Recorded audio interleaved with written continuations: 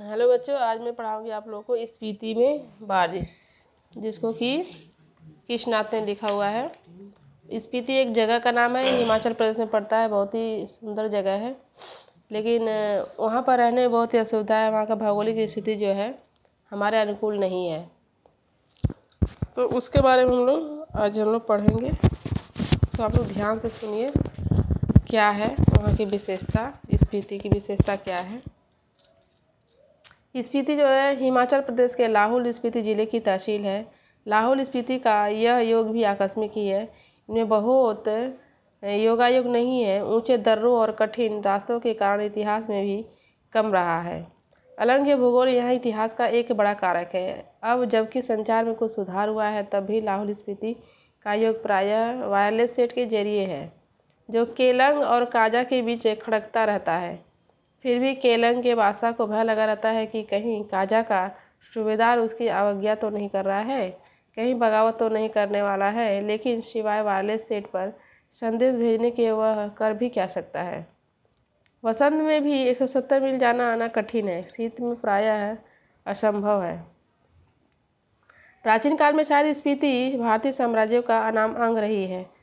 जब ये साम्राज्य टूटे तो यह स्वतंत्र रही है।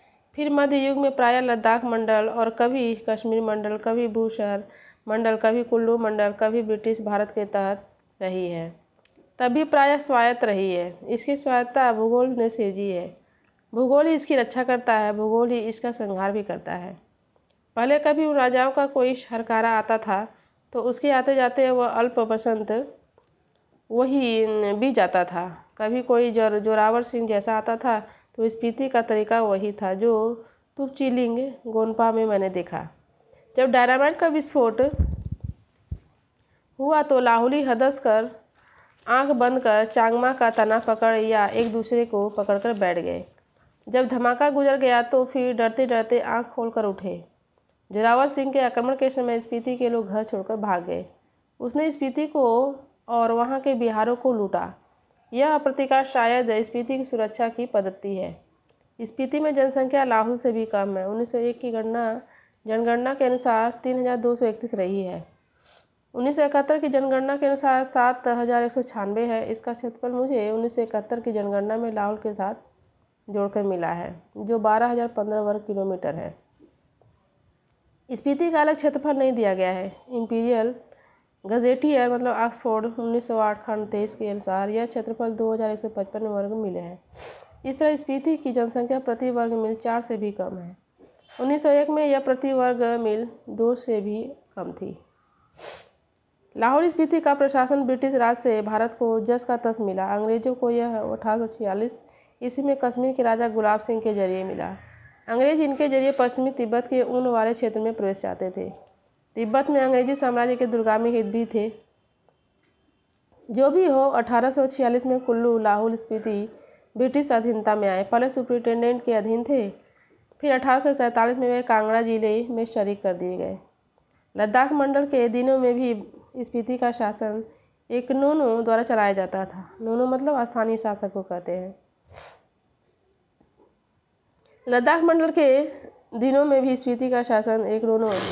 ब्रिटिश भारत में भी कुल्लू के असिस्टेंट कमिश्नर के समर्थन से यह नोनो कार्य करता रहा। इसका अधिकार क्षेत्र केवल द्वितीय दर्जे के मजिस्ट्रेट के बराबर था, लेकिन स्पीति के लोग इसे अपना राजा ही मानते थे।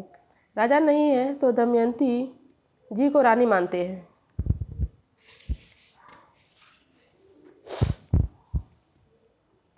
अठारह में स्पीति रेगुलेशन पास हुआ, जिसके तहत लाहौल और स्पीति को विशेष दर्जा दिया गया। ब्रिटिश भारत के अन्य कानून यहाँ नहीं लागू होते थे। रेगुलेशन के अधीन प्रशासन के अधिकार नोनो को दिए गए, जिसमें मालगुजारी इकट्ठा करना और छोटे छोटे फौजदारी के मुकदमों का फैसला करना भी शामिल था। उसके ऊपर के मामले वह कमिश्नर के पास भेज देता था। उन दिनों लाहौल स्पीति का वृत्तांत कांगड़ा जिले के अंतर्गत कुल्लू तहसील में मिलता है।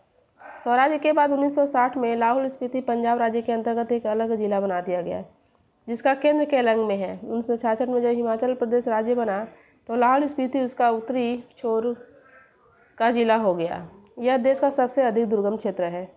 स्पीति 31.42 और 59 अक्षांश उत्तर और 77.26 और 78.42 पूर्व देशांतर के बीच स्थित है।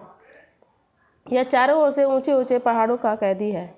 इन पहाड़ों की औसत ऊंचाई 18,000 फीट है। यह पहाड़ उसे पूरब में तिब्बत, पश्चिम में लाहौल, दक्षिण में किन्नौर और उत्तर में लद्दाख से अलग करते हैं। इसकी मुख्य घाटी इसी नाम की स्पीति नदी की घाटी है। स्पीति पश्चिम हिमालय में लगभग 16,000 फीट की ऊंचाई से निकलकर पूरब में तिब्बत में बहती है, वहां से स्पीति में आती है। स्पीति से बहकर पुराने रामपुर बुशहर राज्य में अब किन्नौर जिले में बहती हुई सतलज में मिलती है। मेरी इस स्पीति नदी से प्रीति है। स्पीति में मैं सिर्फ इसी नदी को पहचानता हूँ। सुनता हूँ कि कोई पारा नदी भी है, फिर घाटी है। स्पीति के अलावा पीन की घाटी प्रसिद्ध है। मान भाई से इसका किस्सा सुना है, अत्यंत बीहड़ और वीरान है। इनमें से शायद स्पीति घाटी आबाद है, जैसी वह आबाद है वह आप देख ही रहे हैं। प्रति वर्ग मील 4 से भी कम लोग बसते हैं। अच्छा जी, यह नहीं कि इतने कम लोग क्यों हैं, अच्छा जी यह है कि इतने लोग भी कैसे बसे हुए हैं। मैंने जब भी स्पीति की विपत्ति बताई है तो लोगों ने यही पूछा कि आखिर तब लोग वहाँ क्यों रहते हैं। 8-9 महीने से दुनिया से कटे हुए हैं, ठंड में ठिठुर रहे हैं, सिर्फ एक फसल उगाते हैं, लकड़ी भी नहीं है कि घर गर्म रख सके, वृत्ति नहीं है, फिर क्यों रहते हैं। क्या अपने धर्म की रक्षा के लिए रहते हैं, अपनी जन्मभूमि के ममत्व के कारण रहते हैं, या इस मजबूरी में रहते हैं कि कहीं और जा नहीं सकते, कहाँ जाएं, या फिर और बातों के साथ साथ यह सब कारण है। मैं नहीं जानता, मैं तो इतना ही देखता हूँ कि यहाँ रह रहे हैं इसलिए रह रहे हैं, और कोई तर्क नहीं है। तर्क से हम किसी चीज़ को भले सिद्ध कर सके, स्पीति में रहने को नहीं सिद्ध कर सकते। लेकिन तर्क का इतना मोह क्यों। ज़्यादा करके संसार निर्माण अतर्क है, तर्क के परे है। स्पीति नदी के साथ साथ मेरा थोड़ा परिचय स्पीति के पहाड़ों का भी है। स्पीति के पहाड़ लाहौल से ज़्यादा ऊंचे, नंगे और भव्य हैं। इनके सिरों पर स्पीति के नर नारियों का आर्तनाद जमा हुआ है। शिव का अट्टहास नहीं, हिम का आर्तनाद है, ठिठुरन है, गलन है, व्यथा है। इस व्यथा की कथा इन पहाड़ों की ऊंचाई के आंकड़ों में नहीं कही जा सकती। फिर भी जो सुंदरता को इंच में मापने के अभ्यासी हैं, वे भला पहाड़ को कैसे बख्श सकते हैं। वे यह जान लें कि स्पीति मध्य हिमालय की घाटी है, जिसे वे हिमालय जानते हैं। स्केटिंग, सौंदर्य प्रतियोगिता, आइसक्रीम और छोले भटूरे का कुल्लू मनाली, शिमला, मसूरी, नैनीताल, श्रीनगर, वह सब हिमालय नहीं है, हिमालय का तलुआ है। शिवालिक या फिर पंचाल या ऐसा ही कुछ उसका नाम है। यह तलहटी है। रोहतांग जोत के पार मध्य हिमालय है। इसमें ही लाहौल स्पीति की घाटियाँ हैं। इन घाटियों की औसत ऊंचाई नापी गई है। श्री कनिंघम के अनुसार लाहौल की समुद्र की सतह से ऊंचाई 10,535 फीट है। स्पीति की 12,986 फीट है, यानी लगभग 13,000 फीट तो औसत ऊंचाई है। मध्य हिमालय की जो श्रेणियां स्पीति को घेरे हुए हैं, उनमें से जो उत्तर में है उसे 12 श्रेणियों का विस्तार समझे। 12 दर्रे की ऊंचाई का अनुमान 16,221 फीट से लगाकर 16,500 फीट का लगाया गया है। इस पर्वत श्रेणी में 2 चोटियों की ऊंचाई 21,000 फीट से अधिक है। दक्षिण में जो श्रेणी है वह माने श्रेणी कहलाती है। इसका क्या अर्थ है, कहीं यह बौद्धों के माने मंत्र के नाम पर तो नहीं है। ओ मणि पद में हूँ, इनका बीज मंत्र है। इसका बड़ा महात्म्य है। इसे संक्षेप में माने कहते हैं। कहीं इस श्रेणी का नाम इस माने के नाम पर तो नहीं है। अगर नहीं है तो करने जैसा है। यहाँ इन पहाड़ियों में माने का इतना जाप हुआ है कि यह नाम उन श्रेणियों को दे डालना ही सहज है। इंपीरियल गजेटियर में माने श्रेणी की ऊंचाई 21,646 फीट बताई गई है। यह तो इस श्रेणी की किसी चोटी की ऊंचाई होगी। पूरी श्रेणी की ऊंचाई तो एक नहीं होगी। इसमें जो छोटी छोटी चोटियां हैं उनकी ऊंचाई भी 17,000 फीट से अधिक है। कई गांव समुद्र की सतह से 13,000 फीट से ऊंचे बसे हैं। एक या दो 14,000 फीट की ऊंचाई पर है। यह मध्य हिमालय है, इसमें स्पीति स्थित है। इसके पार बाह्य हिमालय दिखता है। इसकी एक चोटी 23,064 फीट ऊंची बताई जाती है। इसमें कई चोटियाँ 20,000 फीट से अधिक ऊंची हैं। मैं ऊंचाई के माप के चक्कर में नहीं हूँ, न इनसे होड़ लगाने के पक्ष में हूँ। वह एक बार लोसर में जो कर लिया सो बस है। इन ऊंचाइयों से होड़ लगाना मृत्यु है। हाँ, कभी कभी उनका मान मर्दन करना मर्द और औरत की शान है। मैं सोचता हूँ कि देश और दुनिया के मैदानों से और पहाड़ों से युवक युवतियाँ आएँ और पहले तो स्वयं अपने अहंकार को गलाएं, फिर इन चोटियों के अहंकार को चूर करें। उस आनंद का अनुभव करें जो साहस और कुव्वत से यौवन में ही प्राप्त होता है। अहंकार का ही मामला नहीं है ये माने कि चोटियाँ बूढ़े लामाओं के जाप से उदास हो गई हैं। युवक युवतियाँ किलोड़ करें तो यह भी हर्षित हो, अभी तो इन पर स्फीति का आर्तनाद जमा हुआ है। वह इस युवा अट्ठास की गर्मी से कुछ तो पिघले, यह एक युवा निमंत्रण है। देखिए स्पीति देख रहे हैं तो लाहौल की तरह ही स्पीति में भी 2 ही ऋतुएं होती हैं। कहीं मैंने 6 ऋतुओं का बखान किया है, वह अभ्यास दोष के कारण है। यहाँ जून से सितंबर तक की एक अल्पकालिक वसंत ऋतु है, शेष वर्ष शीत ऋतु होती है। बसंत में जुलाई में औसत तापमान 15 डिग्री सेंटीग्रेड और शीत में जनवरी में औसत तापमान 8 डिग्री रिकॉर्ड किया गया है। औसत से कुछ अंदाज नहीं लगता। बसंत में दिन गर्म होता है, रात ठंडी होती है।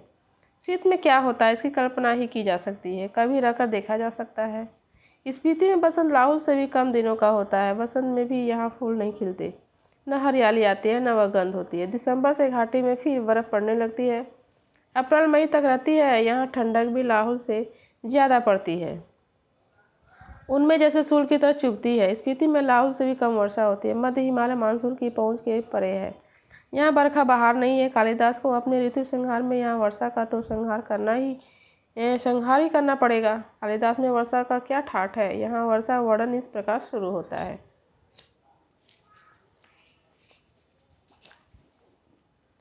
प्रिय, जल की फुहारों से भरे बादलों के मतवाले हाथी पर चढ़ा हुआ, चमकती हुई बिजलियों की झंडियों को फहराता हुआ और बादलों के गरज के नगाड़े बजाता हुआ, यह कामीजनों का प्रिय पावस राजाओं का आशा ठाट बाट बनाकर आ पहुँचा।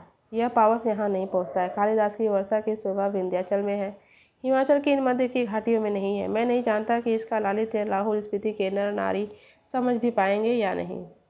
वर्षा उनके संवेदन का अंग नहीं है। वह यह जानते नहीं हैं कि बरसात में नदियाँ बहती हैं, बादल बरसते, मस्त हाथी चिंघाड़ते हैं, जंगल हरे भरे हो जाते हैं, अपने प्यारों से बिछड़ी हुई स्त्रियाँ रोती कलपाती हैं, मोर नाचते हैं और बंदर चुप मारकर गुफाओं में जा छिपते हैं। अगर कालिदास यहाँ आकर कहें कि अपने बहुत से सुंदर गुणों से सुहानी लगने वाली स्त्रियों का जी खिलाने वाली, पेड़ों की टहनियों और बेलों की सच्ची सखी तथा सभी जीवों का प्राण बनी हुई वर्षा ऋतु आपके मन की सब साधे पूरी करें, तो शायद स्पीति के नर नारी यही पूछेंगे कि यह देवता कौन है, कहाँ रहता है, यहाँ क्यों नहीं आता। स्पीति में कभी कभी बारिश होती है। वर्षा ऋतु यहाँ मन की साध पूरी नहीं करती। धरती सूखी, ठंडी और वंध्या रहती है। स्पीति में साल में एक फसल होती है। मुख्य फसलें हैं 2 किस्म का जौ, गेहूँ, मटर और सरसों। इसमें भी जौ मुख्य है। सिंचाई का साधन पहाड़ों से आ रहे नाले हैं या उन पर बनाए कुल हैं। ये नालियाँ पहाड़ों के किनारे किनारे बहुत दूर तक जाती हैं। स्पीति नदी का तट इतना चौड़ा है कि इसका पानी किसी काम में नहीं आ पाता। स्पीति में ऐसी भूमि बहुत है जो खेती के लायक बनाई जा सकती है। शर्त इतनी है कि इसके लिए स्पीति में जल उलीचा जाए या फिर पानी का कोई और स्रोत पहुँचाया जाए। स्पीति में कोई फल नहीं होता। मटर और सरसों को छोड़कर कोई सब्जी नहीं होती। शायद ऊंचाई, वायुमंडल के दबाव में कमी, ठंड की अधिकता, वर्षा की कमी वगैरह के कारण यहाँ पेड़ नहीं होते। इसलिए स्पीति विशेषकर नंगी और वीरान है। वर्षा यहाँ एक घटना है, एक सुखद संयोग है। हम काजा के डाक बंगले में सो रहे थे तो लगा कि कोई खिड़की खड़खड़ा रहा है। आधी रात का भी पिछला पहर है। इस समय कौन है? लैंप की लौ तेज की खिड़की का एक पल्ला खोला तो तेज हवा का झोंका मुंह और हाथ को जैसे छीलने लगा। मैंने पल्ला भिड़ा दिया, उसकी आड़ से देखने लगा। देखा कि बारिश हो रही थी। मैं उसे देख नहीं रहा था, सुन रहा था। अंधेरा, ठंड और हवा का झोंका आ रहा था, जैसे बर्फ़ का अंश लिए तुषार जैसी बूंदें पड़ रही थी, जैसे नगाड़े पर थाप पड़ रही थी। दुंगछेन को हवा बजा रही थी। महाशंख की ध्वनि घाटी में तैर रही थी। स्पीति की घाटी में वर्षा हो रही थी। कमरे में ठंड बढ़ रही थी। मैं बिस्तर में पड़ा मालूम नहीं कब सो गया। सुबह उठा, चाय पीते पीते सुना कि स्पीति के लोग कह रहे हैं कि हमारी यात्रा शुभ है। स्पीति में बहुत दिनों बाद बारिश हुई है। तो स्पीति की जो भौगोलिक स्थिति है इस प्रकार हम लोग देखे हैं कि यहाँ पर पानी न के बराबर होता है। अगर पानी बरसता है तो एक घटना होती है, तो शुभता का प्रतीक होता है। और यहाँ पर कभी बोल रहे हैं कि यहाँ पर जो लोग रह रहे हैं तो वो भी इतना क्यों रह रहे हैं, यहाँ ये लोग, इनको भी नहीं रहना चाहिए। क्योंकि ये जगह रहने के मतलब क्या है, अनुकूल नहीं है हम लोगों के लिए। फिर भी यहाँ पर रह रहे हैं तो इसका मतलब क्या है, उनको अपनी मातृभूमि से प्रेम है, तभी ये लोग यहाँ रह रहे हैं, वरना यहाँ पर ऐसी कोई स्थिति नहीं दिखाई दे रही है कि यहाँ पर लोग रहें। बच्चों, आज हम लोगों ने स्पीति के बारे में पढ़ा कि स्पीति का भौगोलिक स्थिति कैसा है, वहाँ के लोग कैसे रहते हैं, कितनी वहाँ पर असुविधा है रहने के लिए, फिर भी लोग रहते हैं। तो ऐसी स्थिति में वहाँ का इतिहास नहीं बन सकता। इतिहास जो मतलब मेमोरेबल हो, यादगार हो, वैसा इतिहास बनता है। और जहाँ पर हम रह नहीं सकते हैं, जहाँ की भौगोलिक की स्थिति अच्छी नहीं है, वहाँ का इतिहास हम लोग नहीं जान सकते हैं, या फिर इतिहास हम लोग जानने की कोशिश भी नहीं करेंगे। शायद इसलिए स्पीति का कोई इतिहास नहीं है। बच्चों, आज यहीं पर ये ख़त्म हो रहा है, समाप्त हो रहा है।